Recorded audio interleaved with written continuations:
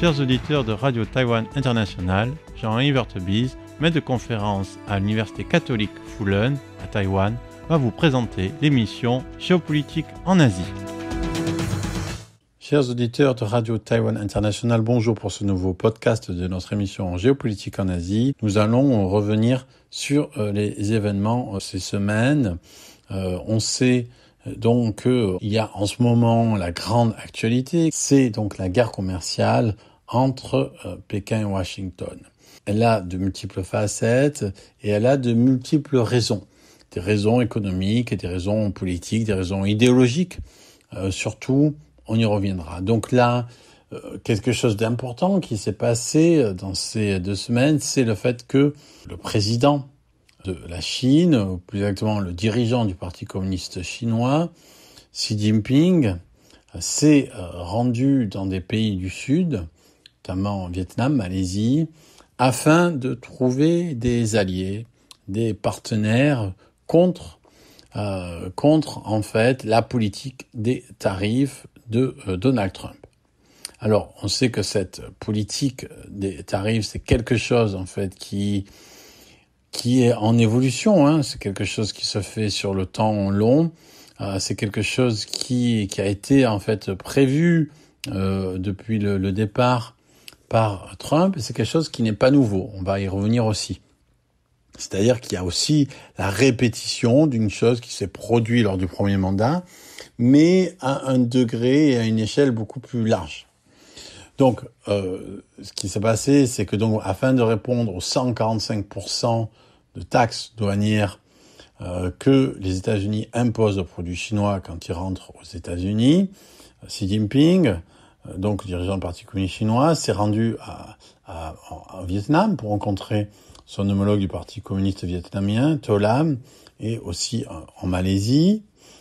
Et le but, c'est d'essayer de trouver des partenaires, de trouver des alliances pour en fait éviter que la Chine se trouve isolée, puisque on sait que la stratégie de Trump, en mettant des tarifs douaniers, des taxes douanières à 145% pour la Chine et à 10% pendant 90 jours, avant que les négociations soient finies, donc il laisse 90 jours à chaque pays pour négocier en lui imposant dès le départ des tarifs exorbitants, et même à des pays comme le Vietnam ou même comme Taïwan, même si c'est pas au même niveau que le Vietnam, c'est des tarifs qui sont extrêmement lourds, et donc il y a cette période de 90 jours qui est faite pour que chaque pays aille, d'une certaine manière, quémander, aille en tout cas négocier pour avoir des accords. Et la Chine, de son côté,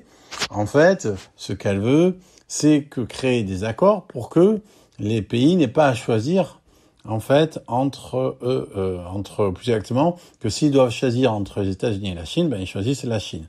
Et ce que Washington veut faire, c'est que s'ils ont à choisir entre la Chine et les États-Unis, ils choisissent évidemment les États-Unis, puisque là, on est dans une politique tarifaire qui fait que c'est un peu l'un ou l'autre. Alors, cette politique tarifaire, elle va être amenée à évoluer. On le sait, ça a été plus ou moins annoncé, et c'est dans l'ordre des choses si c'est effectivement, on va dire, une pratique de négociation commerciale et non pas un but en soi. Alors, c'est les deux. C'est-à-dire, à la fois, il y a véritablement de la part de l'administration Trump une croyance dans le fait que les tarifs, les taxes douanières vont résoudre le problème des équilibres commerciaux au niveau mondial, et notamment les déficits américains. Donc c'est une croyance qui on pourra revenir, qui est assez vaine pour un certain nombre de raisons. Et en même temps, c'est aussi un instrument, dans leur deux mesures, 145%, voilà, c'est aussi un instrument de négociation pour forcer, en fait, pour faire venir les gens à la table. Alors, est-ce que ça va marcher avec la Chine ? C'est un problème. C'est pas sûr que ce soit la Chine qui cède en premier, si on peut dire comme ça, céder. En tout cas, ce qui est intéressant déjà, c'est, on va dire, l'optique, la perspective. C'est-à-dire que c'est donc la Chine de Xi Jinping qui va au Vietnam, donc deux partis communistes, deux pays dirigés par des partis communistes, pays plus ou moins autoritaires, dictatoriaux, pays à parti unique. Et donc la Chine socialiste va dans le Vietnam communiste pour faire quoi? Pour faire l'éloge de la mondialisation, pour faire l'éloge du capitalisme globalisé contre Washington, qui aujourd'hui pratique, du point de vue commercial, mais aussi géopolitique, une politique néo-réactionnaire, anti-globaliste, qui satisfait ce qu'on pourrait appeler les néo-réactionnaires, et du moins en théorie, parce que dans le porte-monnaie après c'est un peu différent.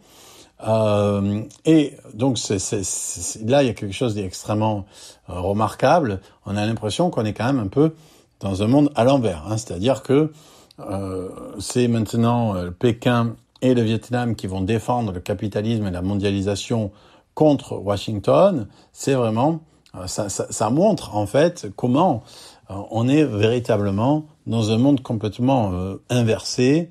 Et jamais, je veux dire, il y a 5 ans, 10 ans, jamais, 20 ans, jamais on n'aurait pu imaginer qu'un jour, ce soit le chef du parti communiste chinois qui défende l'ordre du capitalisme mondial, l'ordre de l'annihilation politique et économique mondiale contre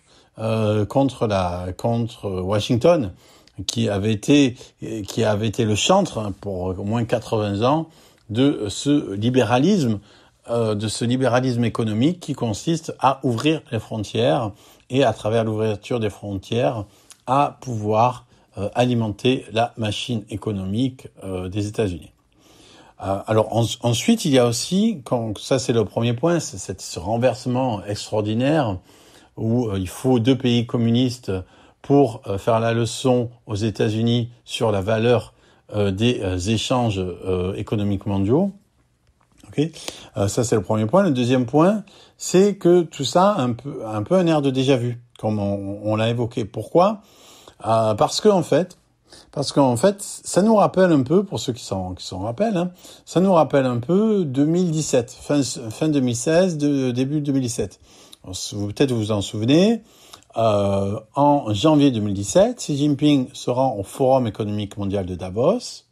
Et finalement, ce qu'il a dit au Vietnam en 2025, c'est assez proche, on va le voir. Et en fait, dans ce contexte-là, il fait l'éloge, exactement pareil, l'éloge de la mondialisation économique pour s'en prendre à Trump, qui a commencé à mettre en place une politique pareille, tarifaire, une forme de guerre commerciale. Alors, elle était moins radicale, on verra pourquoi. Et donc, à Davos, et ça a été, en plus, c'était la première fois que Xi Jinping, et que donc un président chinois un chef du Parti communiste, se rendait à Davos, la Mecque du libéralisme mondial, la Mecque du globalisme économique, comme on dit. Et donc, ça a fait sensation, d'autant plus qu'il vraiment s'est fait le chantre de la mondialisation économique. Il avait dit, d'un point de vue historique, donc je cite Xi Jinping en 2017, la mondialisation économique résulte de la croissance de la productivité sociale et est le résultat naturel du progrès scientifique et technologique et non une création d'individus ou de pays.